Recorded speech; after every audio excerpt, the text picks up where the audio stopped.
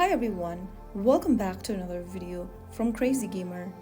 In this video, I'm going to show you how to turn on Smart Assist in eFootball. To enable Smart Assist in eFootball helps guide your defense and movements, making gameplay smoother, especially for beginners. First of all, launch open the eFootball game on your preferred platform.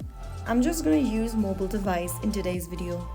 Make sure that you're inside the main home page of the game, and once you are, navigate to the Extras option at the top right corner and tap on it.